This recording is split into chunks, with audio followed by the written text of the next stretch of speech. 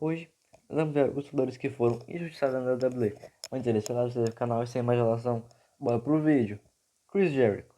Chris Jericho foi injustiçado na WWE principalmente porque o nível dele nunca bateu com o espaço que ele recebeu. Primeiro, ele provou que podia ser o topo da empresa, quando ele quando tornou o Undisputed Champion derrotando The Rock e Stone Cold Steve Austin na mesma noite. Isso era para se consolidar como o principal nome da WWE, só que não aconteceu. Ele virou campeão, mas continuou sendo coadjuvante e enquanto outros lutadores seguiam com prioridade nas histórias. Segundo, o booking prejudicava ele. Jericho muitas vezes era o melhor da rivalidade, tanto no ringue quanto no microfone, mas acabava perdendo no final. Isso rolou várias vezes, principalmente em 2008 e 2009, quando ele estava como auge como Rio. Ele carregava segmentos, fazia promos absurdas, mas a vitória quase sempre ia para o lado adversário. Terceiro, ele era usado para levar outros lutadores, mas não recebeu o mesmo tratamento. Jericho agitou consolidar caras como John Cena, CM Punk e Kevin Owens, e o maior exemplo disso foi a rivalidade com Owens. Era uma das melhores coisas da época, super popular, cheia de química, e mesmo assim acabou sendo um destaque que merecia no maior show do ano. Quarto, falhou com aquele reinado dominante a respeito de franchise player. Diferente dos outros, Jericho nunca teve uma fase longa sendo o rosto absoluto da empresa, mesmo tendo talento absurdo para isso de sobra.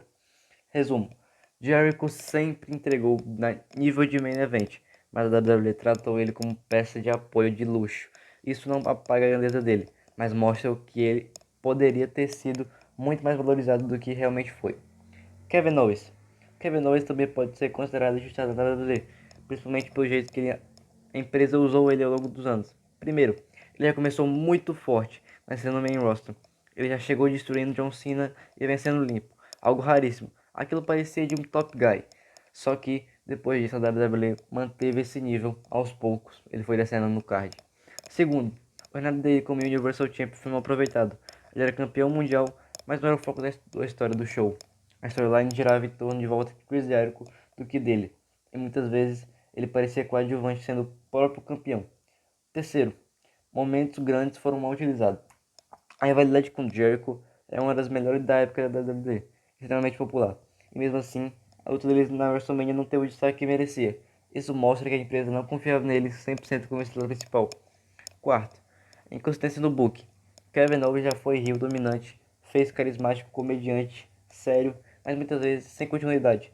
Ele mudava de direção rápido demais, o que impedia ele de se firmar como rosto da empresa. Quinto, mesmo sendo um dos melhores dentro do ringue no microfone, ele quase nunca teve reinado longo ou dominante no topo. Sempre parecia que faltava aquele empurrão final da WWE.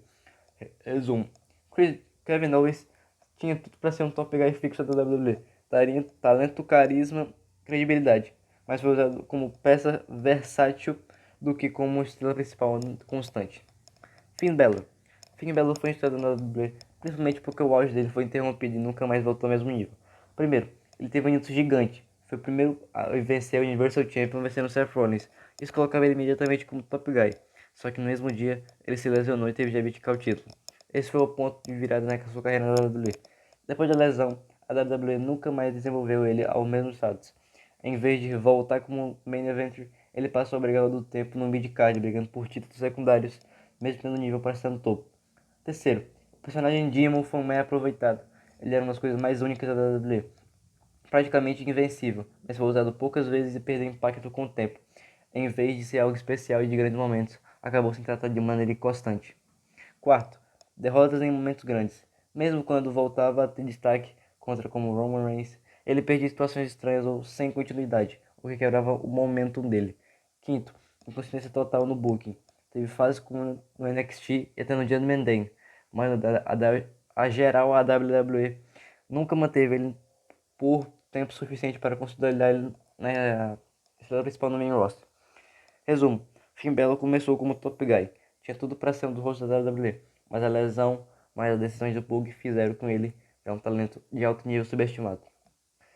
Booker T. Booker T foi injustiçado da WWE, principalmente por conta de uma decisão que hoje é muito criticada, a WrestleMania 19 na rivalidade contra o Triple H.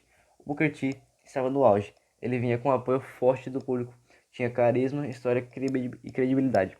Ainda mais sentido, múltiplo campeão da WCW. A storyline foi construída de um jeito que praticamente pedia a vitória dele. Tudo indicava que aquele era o momento perfeito para se tornar campeão mundial na WWE. Só que a WWE fez o oposto. Booker perdeu. E não foi qualquer derrota. Ele perdeu de forma limpa, depois de toda a construção. Isso matou completamente o momento dele. Em vez de sair da WrestleMania como top guy, ele voltou algum degrau no card. Outro ponto. O contexto da rivalidade tomava a vitória dele ainda mais importante. A história tinha elementos pesados e pessoais, então o fim ideal seria o Booker superando tudo e vencendo. Quando isso não aconteceu, ficou uma sensação clara de oportunidade desperdiçada. Além disso, mesmo com todo o talento, carisma e habilidade no ringue, a conexão com o público, a WWE raramente tratou Booker T como estrela principal. Ele passou boa parte do tempo como upper mid-card, envolvendo rivalidades menores, quando poderia estar constantemente no main event.